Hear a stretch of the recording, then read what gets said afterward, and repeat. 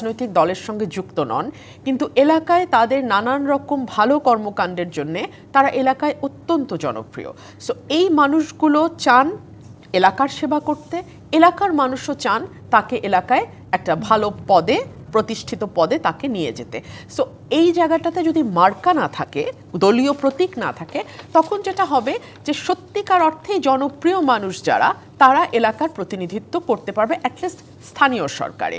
আর আওয়ামী লীগের সময় আমাদের মার্কা যেটা একক সিদ্ধান্তে নেওয়া হয়েছিল 15 সালে, তার পেছনে কারণ আছে। আমরা তো দেখেছি যে এই স্থানীয় সরকার নির্বাচনগুলোতে ইভেন এইরকম ভয়ও এলাকাবাসীকে দেখানো হয়েছে যে যদি নৌকায় ভোট না দেয় তাহলে AK-47 নিয়ে নাকি তারা হামলা চালাবে। এরকম ভয়ও দেখানো হয়েছে, এলাকা ছাড়া করা হবে। যেটা পাড়ার কবরস্থান, সেখানে কাউকে কবর দিতে দেয়া হবে না বলেছে।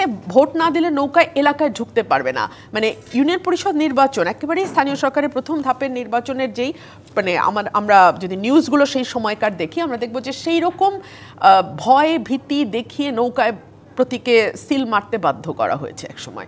সো সেই জায়গা থেকে তো বাংলাদেশ এখন পরিবর্তনের কথা বলছে, নতুন রাজনীতির কথা বলছে। সো আমরা মনে করি যে পলিটিক্যাল পার্টিগুলো সকলেই কিন্তু এই একটা বিষয় একমত হয়েছে যে ঠিক আছে, যত বড় দলই হোক, প্রতীকের যত বড় শক্তি থাকুক না কেন, স্থানীয় সরকার নির্বাচনে কেউ কোনো প্রতীক ব্যবহার মানে অ্যাটলিস্ট দলীয় প্রতীক ব্যবহার করতে পারবে না।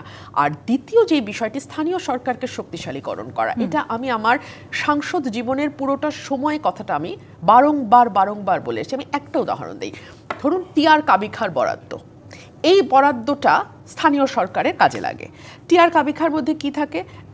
মানে মাটির রাস্তা ইটের সোয়েলিং দিয়ে বিছানো, হয়তো সোলার লাইট দেয়া, চাল বা গম দেওয়া হবে, সেটার পরিবর্তে কিছু রাস্তা মেরামত করা। এই কাজগুলো খুব বেশি বড় যে তেমনও নয়, কয়েক কোটি টাকার কাজের মধ্যে। এই কাজটা কেন এমপিদের হাতে রাখতে হবে? এই কথাটা আমি বারবার বলছি। এই কথাটা কোনো এমপির পছন্দ হয় না। এই কথাটা বলাতে ব্যাসরুমিন ফারহানা আমি একটু বলতে চাই, আমরা দীর্ঘদিন আসলে দেখেছি তৃণমূল পর্যায়ে অর্থাৎ যারা আসলে ইউনিয়ন পর্যায়ে কাজ করছেন, সেই জায়গাগুলোতে যেই ধরনের অনুদান কিংবা সেই এলাকার যেই ধরনের আসলে বাজেট থাকে, সেটি দলীয় আসলে নিজেদের দলীয় না হন, সেক্ষেত্রে সেই বাজেটটি আসলে কাটছাট করা হয়। সেই অনুদান নিয়েও নানানভাবে কিন্তু আমরা দেখেছি গন্ডগোলের ব্যাপার আছে, নিজের দলের লোক না হলে। গন্ডগোল করতে চাইলে তো আপনি সব নিয়ে গন্ডগোল করতে পারবেন।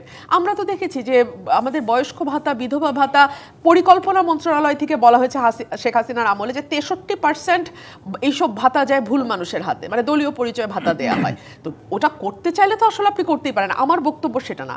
আমার বক্তব্য হচ্ছে এমপিদের হাতে আপনি টিআর কাবিখা কেন দেবেন? এটা তো স্থানীয় সরকারের কাজ। এটা যাবে উপজেলার চেয়ারম্যানের কাছে, এটা যাবে স্থানীয় সরকারের যিনি প্রতিনিধিত্ব করছেন তার কাছে। এটা তো এমপির কাজ না। এমপির কাজ আইন প্রণয়ন করা, রাষ্ট্রের পলিসি মেকিং করা, রাষ্ট্রের অন্যান্য মানে গুরুত্বপূর্ণ সিদ্ধান্তে তার মেধাকে ব্যয় করা। টিআর কাবিখা তো এমপির কাজ না। দুই হচ্ছে, আমরা জানি যে একজন এমপিকে ওনার অ্যাডভাইস ছাড়া স্থানীয় সরকারের কোনো কাজ করা সম্ভব হয় না, সুযোগ নাই। সো ওনাকে এই যে মধ্যেখানে রেখে কাজটা করা, যে কারণে আপনি লক্ষ্য করবেন এমপিরা কিন্তু আওয়ামী লীগের শেষের দিকে সকলেই তার সন্তানকে, তার ছেলেকে উপজেলার চেয়ারম্যান করতে চেয়েছে। এই প্রশ্নটাই আমি করছিলাম আসলে আপনাকে, যদি আসলে এমপির মধ্য দিয়েই আমাদেরকে স্থানীয় জায়গাটিতে যেতে হচ্ছে, সেক্ষেত্রে দলীয় প্রভাবমুক্ত হওয়ার সুযোগ আসলেই থাকলো কিনা? ওটা হয়তো উন্নয়নের ক্ষেত্রে একটা বাধা হিসেবে কাজ করবে, কিন্তু আপনি এমপিকে মিডলম্যান হিসেবে সরিয়ে ফেলতে হবে। এমপির কাজ স্থানীয় সরকারের উন্নয়ন করা নয়, এটা বুঝতে হবে। পার্সেন্টেজের হিসাব গত 53 বছরের মিনিমাম 30% ভোট আছে আওয়ামী লীগের। এখন আপনি কি 30% লোক, অর্থাৎ 20 কোটি ধরলে কত হয়? 30% 20 কোটি ধরলে 6 কোটি মানুষ, 6-7 কোটি, আপনি কি তাকে বঙ্গোপসাগরে ফেলে দেবেন? মানে আসলে কি বলেন আপনারা? আমি না আপনাদের প্রশ্ন বুঝি না তন্নি, আই এম সরি, আমি আপনাদের প্রশ্ন আসলে বুঝি না। মানে আপনি কি 6 কোটি মানুষকে বঙ্গোপসাগরে ফেলে দেবেন? তো ফেলে দেন, ফেলে দিয়ে তারপর বসানো চেয়ারে তারপর আলোচনা করি। সেই সুযোগ তো নেই। আমি বুঝি না আপনাদের কথা। এটাও বলেছেন বিএনপি জামাতে আমাদের আপত্তি নেই, আওয়ামী লীগের সঙ্গে সখ্যতা মানবেন না তারা। তার মানে আওয়ামী লীগ ক্ষমতা আসলে কেউ না কেউ কি তাহলে তাদেরকে সখ্যতা করে আবার ক্ষমতায় নিয়ে আসছে? আপনারা দেখেন, সখ্যতা মানবেন না, সখ্যতা করা যাবে না, এগুলো পলিটিক্যাল বক্তব্য, এগুলোকে সিরিয়াসলি নেবার কিছু নাই। ওনারা বাংলাদেশের নাগরিক। তাহলে কাজ করেন, আপনারা এক কাজ করেন, এই সরকারকে বলেন আওয়ামী লীগের সমর্থক ভোটার সকলের একটা তালিকা করতে, তালিকা করে ওনাদের নাগরিকত্ব বাতিল করেন। মানে আপনাদের প্রশ্নের উত্তর তো আমি আর বুঝি না, এর বেশি কিছু কি দিব আপনাদের প্রশ্নের উত্তর? আমি আসলেই বুঝি না।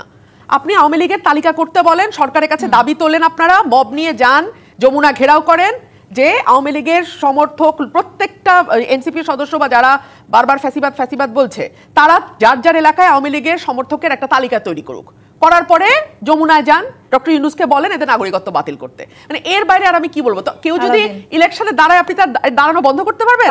আপনি বাংলাদেশের নাগরিক না?